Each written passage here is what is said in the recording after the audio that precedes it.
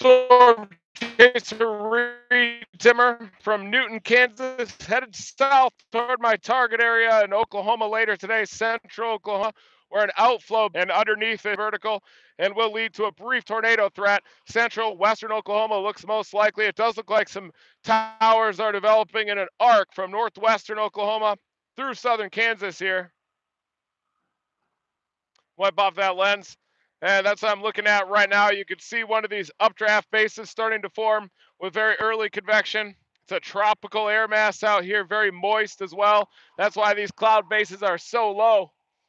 As I was headed south, I already saw one of those early storms that had a little non-rotating wall cloud under it even. And that's because of those low cloud bases, or LCLs, lifting condensation level as we call it. The parcels that are surface-based start from the ground, lift up, they cool till they hit the dew point, then bam, that's when you get condensation all the way up, and that's the storms trying to develop here. This is the convective updraft base, as we call it, and if you get more of a mature storm, you'll get a wall cloud or a lowering to that updraft base right up against that rain shaft, and when the wind shear is in place and favorable for tornadoes relative to the storm motion, that wall cloud will start to spin. And then you often see a clear slot that will punch into that mesocyclone and locally enhance the tighter spin within that mesocyclone underneath a vacuum cleaner of an updraft, and it can stretch that into the vertical, and that's when you get tornadoes. Today, with an outflow boundary across central Oklahoma, there's already going to be some pre-existing spin in the atmosphere. So any storms that mature along an outflow boundary could produce a brief tornado, especially with cloud bases or those LCLs so low just off the ground.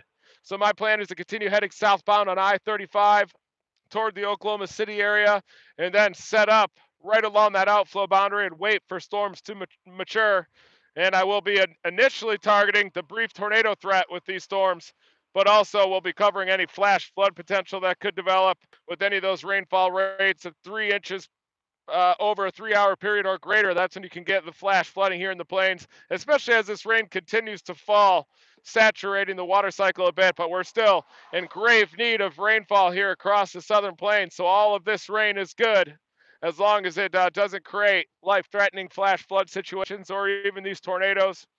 Even though the wind shear is relatively marginal for the tornado threat today in Oklahoma, it still only takes one tornado to cause big problems or to cause damage. So that's why you certainly want to stay tuned to watches and warnings across Oklahoma, even up here into Kansas. I have a feeling there's going to be some tornado warnings in Kansas later on.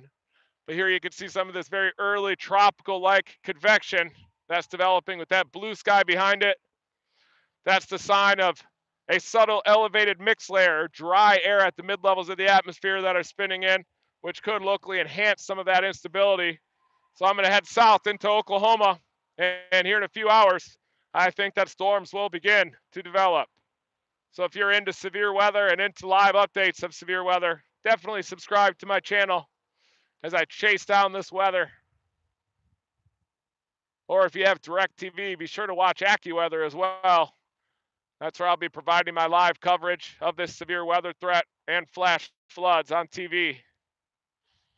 And we'll be sending those updates live. There you can see those low cloud bases up there. There's already so much pre-existing spin to the atmosphere. That's why there is a chance for a tornado or two this afternoon. This is only the 4th day that I've chased in Oklahoma this season. That's really abnormal. In 22 years of storm chasing, that's probably the fewest number of days that I've chased in Oklahoma. Most of the severe weather so far this season has been concentrated across the high plains, places like the Colorado foothills, especially up into Wyoming, southeast Wyoming, near the Laramie area. The storms will fire and then start producing tornadoes often near Chugwater.